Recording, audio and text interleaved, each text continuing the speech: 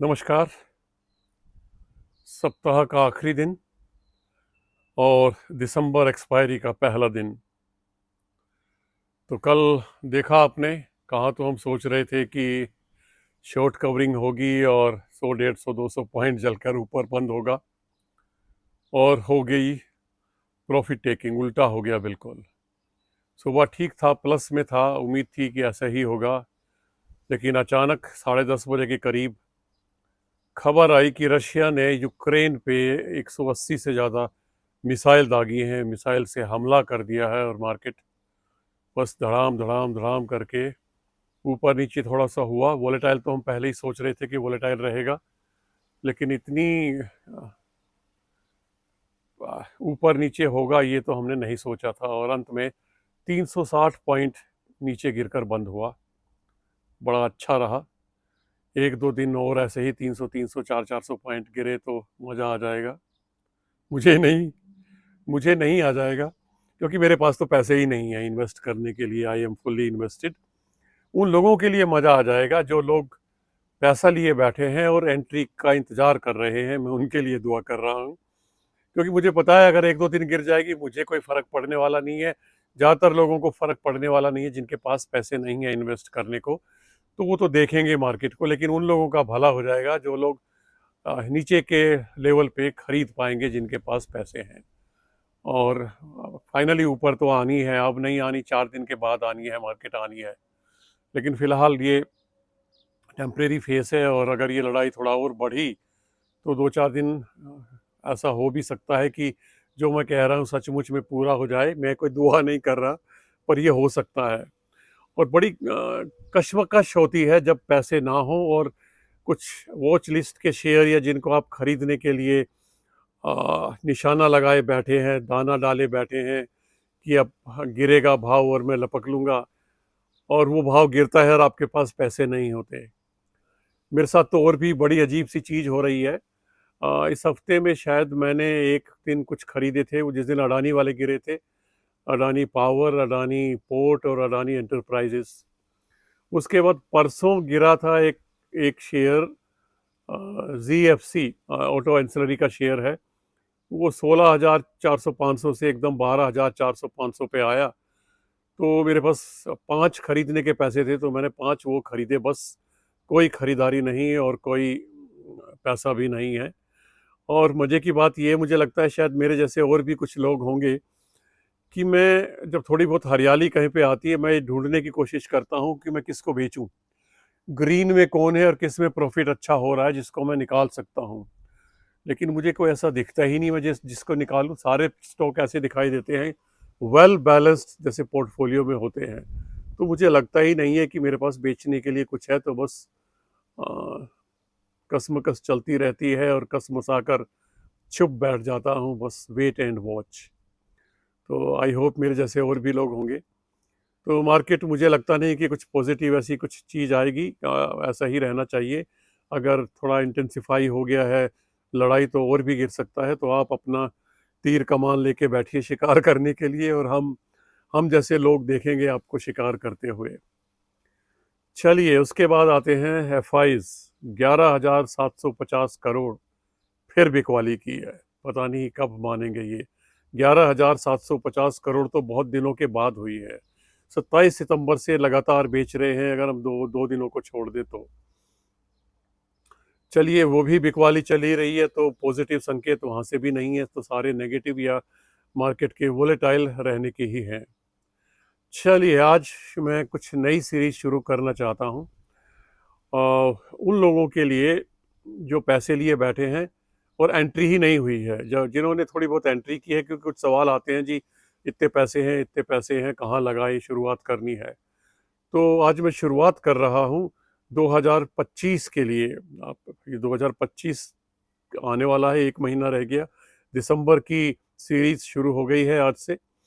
तो ज़रूरी नहीं है कि आप आज खरीदें, कल खरीदें। आप लिस्ट बनाइए जो आपको अच्छे लगते हैं। मैं लगभग कोशिश करूंगा सेक्टर वाइज लिस्ट बनाऊंगा। तो ये पहला भाग है, और इस पहले भाग में मैं कवर करने जा रहा हूँ हाउसिंग सेक्टर को। कहते हैं ना, रोटी कपड़ा और मकान।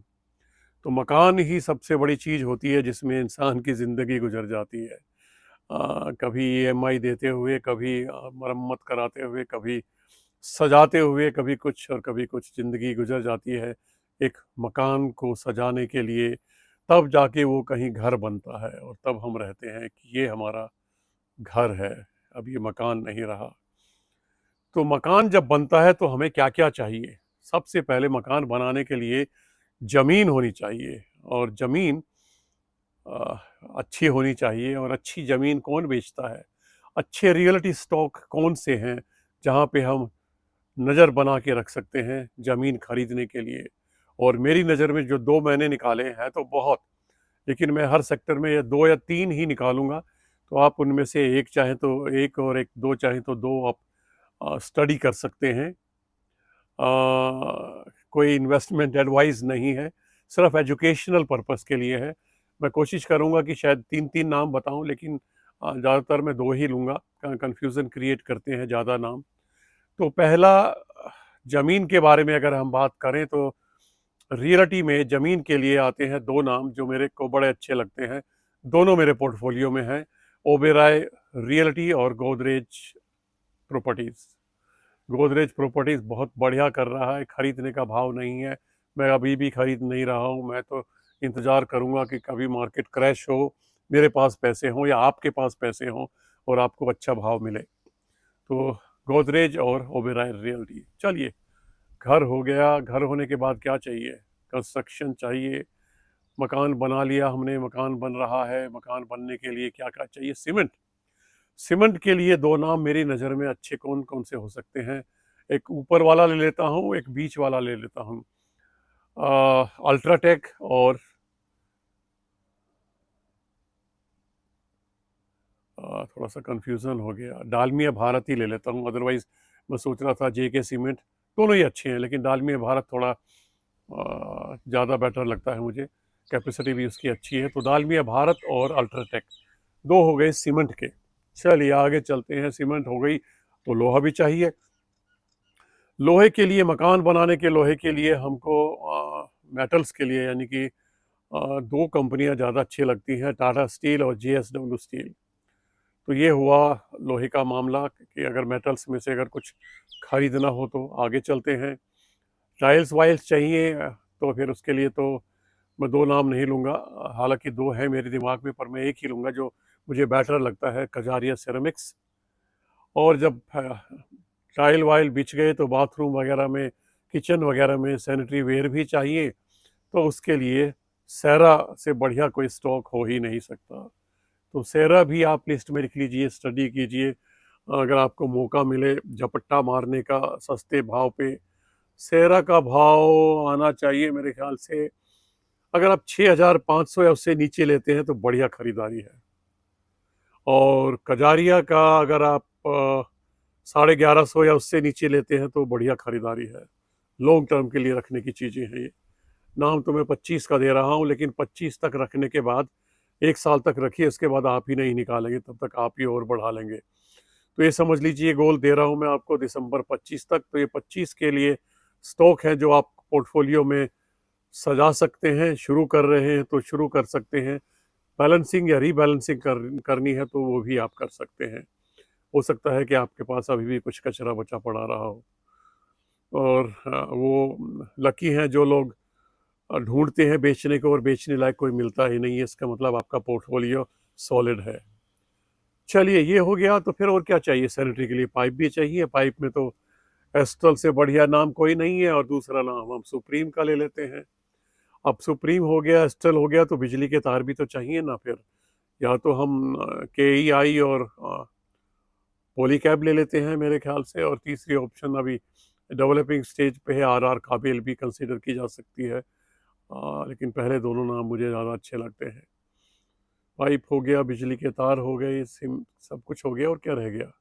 पेंट चाहिए ना, घर पे पेंट के बिना तो घर सजेगा कैसे? तो पेंट के लिए एशियन पेंट और बर्जर पेंट 2 बढ़िया नाम है, और बर्जर पेंट तो काफ़ी करेक्ट भी हुआ है। एशियन पेंट भी काफ़ी करेक्ट हुआ है। अगर और गिरावट होती है और मिसाइल का असर होता है तो और बढ़िया भाव पे मिल जाएगा। तो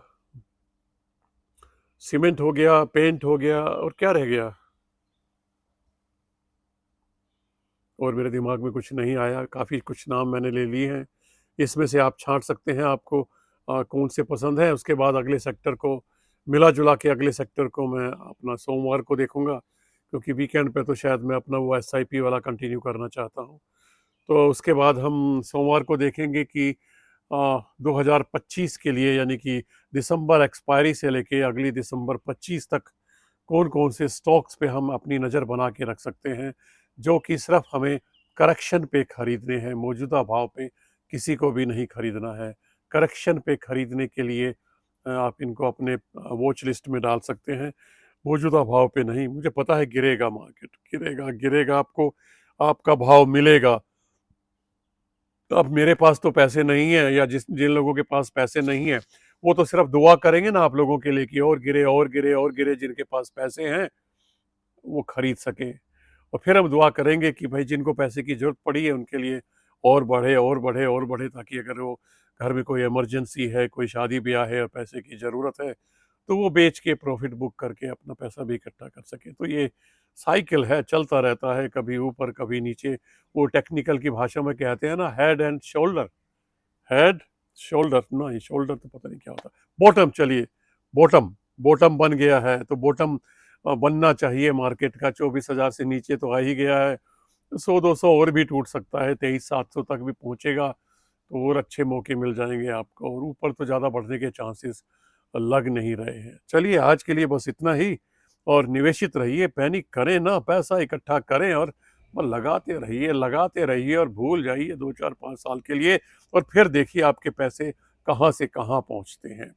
आज के लिए इतना ही, फिर मिलेंगे सोमवार को नए सेक्टर के साथ, 2025 की बेस्ट पिक्स लेके, बेस्ट बाइज लेके। नमस्कार।